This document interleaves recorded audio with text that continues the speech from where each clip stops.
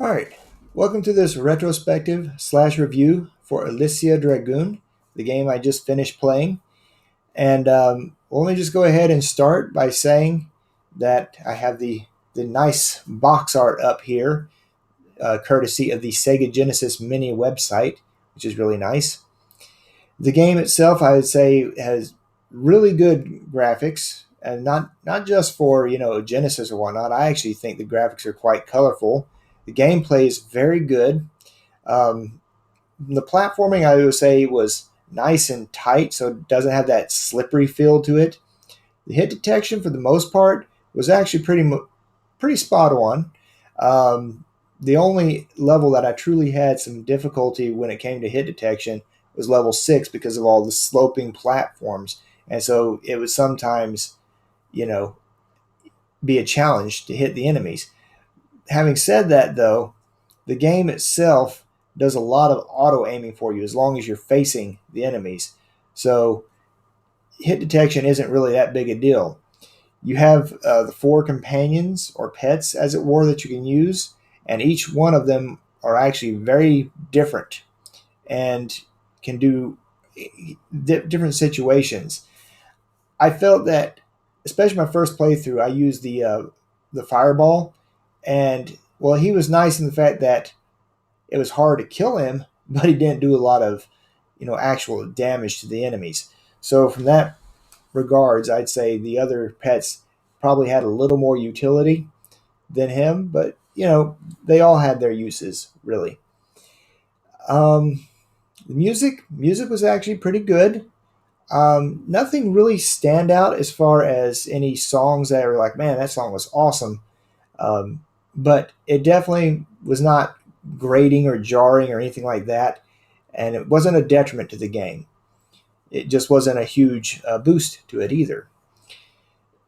The um, the game is actually, for your first playthrough, it is pretty challenging, and you will get challenged. But I'm not going to say it's so challenging to the point where it would ever got frustrating. I was never really frustrated playing it, and this is even taking on the final stage of the game, which was probably the hardest aspect of it. The first five stages or so, not really that difficult. You can probably blow through them after your first playthrough, maybe your second or third at the most. It doesn't. It's not really hard to figure out patterns and things for the first five levels, and you can get through it very easily. The difficulty does start to ramp up at level 6, and so there's 6, 7, and 8. Those can be fairly difficult, but to be fair, I played it again afterwards, and I was able to go all the way from the beginning to end and beat it without even using a single continue. So that does kind of lend to a small con that I would definitely point to the game is a bit of a lack of replayability. Now you do have normal mode and you have a hard mode that you can select from the options menu. And so hard mode is definitely something you can look into if you want to get a little more playtime out of this. Another thing from the options menu, it's give you four different types of control options that you can use. So for me, I was able to choose a control scheme that I liked. So A for jump, B for attack, and then C for summoning your pet. And so if you have a different preference as far as button layout, it has those options for you, which is really nice to see because there are the games that don't, especially from this era, to be sure, that don't give you those sort of options. So that's nice to see that here. So the way I personally think I would recommend getting around the whole replayability aspect of it is to use RetroArch, and I personally use the Genesis Plus GX core. But have an account on retroachievements.org, and not only do you have the achievements for beating it on normal, beating it on hard, but they also have a lot of different um, achievements you can get, like finding continues and hidden continues in certain stages, um, beating stages without using a pet, uh, different aspects like that. So it does definitely improve the replayability of this game because otherwise especially back in the day, you probably could have got through it very quickly. In fact, that's the whole continue aspect of the game. Was the whole point of that was because of almost like a artificial difficulty added to it, because otherwise there wouldn't be a lot of replayability to the game. So, but nowadays, with save states, do you have to rely on them? Not really. I just did it for video making purposes, but it does speed things up a lot if you use save states. So I would definitely say this game, at least in my opinion, is a very fun time. Um, it's definitely a great platformer game. You get a. It took me probably a few hours to beat it, but that was a few hours that I actually enjoyed. It wasn't frustrating, and just like I said, just a good fun time. So if I were to rate the game, I'd probably give it, I'd say 4 out of 5 stars, or about an 80%, as it were. And part of it is due to the fact that there's only so much you can do in this game. And that's compared to some of the other Genesis games I've played, it's not at the top there from a platforming perspective, but it's pretty close. I don't think it's quite as good as, say, Castlevania Bloodlines, but it's definitely better than, say, the last game I played, Alex Kidd, which was not that great of a game. But this one is a very good game, and I think it's definitely worthwhile for anybody who wants to try it out. Now, that's my thoughts on the game itself. Now, to get the game, that's a little more tricky of a proposition. So, right here, I have the Sega Genesis Mini official website from Sega when they came out with this game this console, in 2019, and it comes with 40 preloaded games, and the games are different depending on whether or not you're in North America, Japan, or in Europe, for instance. And here's the Alisia Dragoon right there.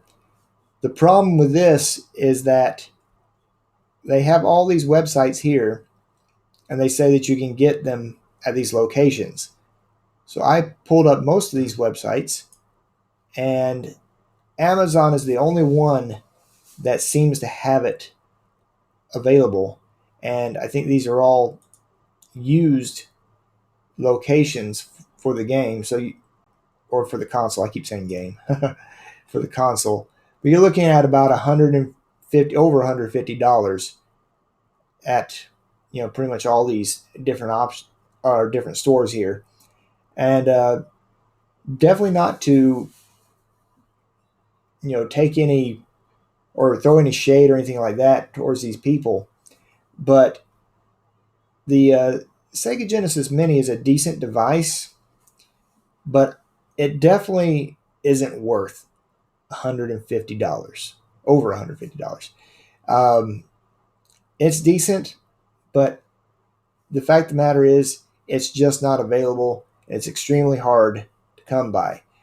And another thing is, look at these different things down here. Well, that's kind of interesting. You actually get a actual Sega Genesis cheaper than you can the Genesis Mini. That's funny. But these other Genesis retro consoles here that are not done by Sega are notoriously bad as far as the quality of them. And also, I don't know if this game is actually on any of those. So I would keep that in mind if you are thinking about trying to track this console down. It may be very difficult to get. And the thing is, any other modern console, Alisia Dragoon is not a part of the Sega Classics collection. It's not on Steam, PC. So finding it officially is really hard to do nowadays. I even looked at the Switch Online's expansion pack, and it's not there currently. So that expansion pack is, for starters, it's way overpriced. I don't recommend that for anybody, really. But especially if you're looking at it to get Sega Genesis games, they're going to have to do more than double the amount of games that they have right now to make it even remotely worth the price of entry. At this point in time, December 2021, the Nintendo Switch Online expansion pack is grossly overpriced, and yeah, that's just not something I can recommend. So if you want to get this game, there are other ways of getting it, and that would be my recommendation. And I would recommend giving it a try because it is a good game. It's really fun to play, and if you link it up with your Retro Achievements account, it'll be it's really neat trying to get those achievements. And like I said, I played through it again on hardcore mode, and I was able to get about 23 out of the 39 achievements available, at least as of today. So, pretty decent run if I do say so myself. So anyway, that's my thoughts on the game. I think it's I'd say it's definitely a very good platforming game. Probably not the best on the Genesis, but I'd say it's probably up there for sure, which is why they included it here on the Sega Genesis Mini. So anyway, that'll do it for my thoughts on this game. Thank you very much for watching this video. I'll see y'all in the next one. Take care.